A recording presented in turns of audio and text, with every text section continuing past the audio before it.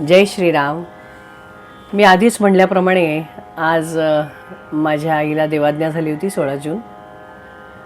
तर माझी आई पहिले महाराजांना अजिबात मानत नव्हती, कारण माझ्या आईचा सगळ्यात लहान भाऊ म्हणजे सुबोध कान्हेरे नाव होतं त्यांचं. त्यांनी महाराजांना वाहून घेतलं होतं. तो सतत जप करायचा आणि त्यांनी लग्न न करता तो गोंदवल्याला दर पौर्णिमेला असायचा.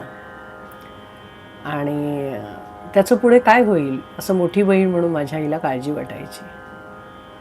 तर माझ्या आईला वाटायचं की महाराजांमुळे हा लग्न करत नाही आहे, महाराजांनी त्याला बुद्धी द्यावी की त्यांनी लग्न करावं, त्याला एकटा राहील, त्याला कोण बघणार, सगळे आपल्या आपल्या संसारात आहेत, तर मग ह्याला कोण बघणार. आणि सगळ्यात लहान भाऊ असल्यामुळे आईचं अगदी म्हणजे आईसारखा त्याच्यावर जीव होता. तर त्याची सतत काळजी वाटायची आईला. तर आई म्हणाली की नाही नाही मग काय नाही, मी महाराजांना काही मानत नाही. तर त्याच माझ्या मामाला एकदा साताऱ्याला एका देवळात जाताना घोणस चावली. आणि घोणस चावल्यानंतर त्या गावात म्हणजे सातारा गावामध्ये त्याला अँटीव्हेनम मिळालं नाही. आणि तिथून त्याला पुण्याला शिफ्ट केलं. ससून हॉस्पिटलमध्ये ऑलमोस्ट सांगितलं होतं की तो काही वाचणार नाही आहे, तर तुमच्या सगळ्या नातेवाईकांना बोलवून घ्या. आणि शेवटचा प्रयत्न म्हणून त्यांना अँटीव्हेनम दिलं आणि डॉक्टरांनी जी शॉक ट्रीटमेंट असते ती शेवटची केली. आणि माझा मामा उठून बसला. जय श्रीराम. आणि मामा म्हणाला की काय झालं, का रडताय?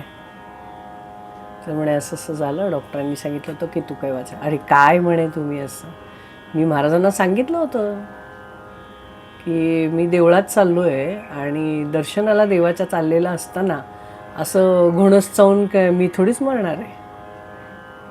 मी महाराजांना सांगितलं होतं म्हणे, मला जेव्हा माझी शुद्ध जेव्हा हरपली तेव्हा महाराजांना सांगितलं होतं तुम्ही काळजी घ्या. म्हणजे काय करावं, डोळ्यात अक्षरशः पाणी येत आहे आत्ताही माझ्या. आणि तो बराच आला आणि घरी आला माझा मामा. आणि माझ्या आईला इतकं ते कसं तरी झालं. आणि आम्ही जेव्हा त्याच्यानंतर आमच्या गावी अमरावतीला परत गेलो तेव्हा आईला स्वप्न पडलं आणि महाराज म्हणाले, काय गं, राग गेला नाही का तुझा, तू अनुग्रह घ्यायला आली नाहीस.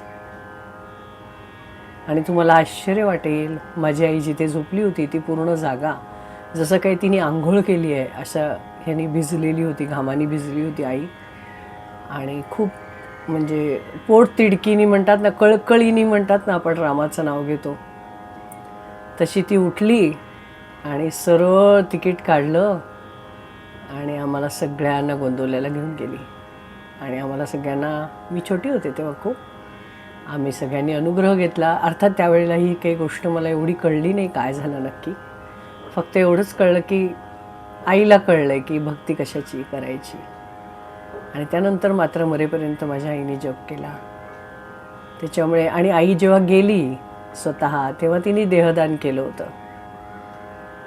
तर म्हणजे महाराज तिच्यासोबत होतेच, ते तिला सांभाळून घेतील. ते देहदानाच्या वेळेला जे माझे अनुभव आहेत ते मी तुम्हाला, जर इच्छा असेल तुम्ही प्लीज कमेंट करा, जर इच्छा असेल तर मी तुम्हाला नक्कीच सांगेन. पण असे आहेत आमचे महाराज, काय किती वर्णन करायचं काही सांगता नाही येत. हा मनुष्ययोनी आहे, आपल्याला याच्यातून जर बाहेर पडायचं असेल तर आपल्याला नामस्मरण करणं अगदी गरजेचं आहे. जय श्रीराम. श्रीराम जय राम, जय जय राम.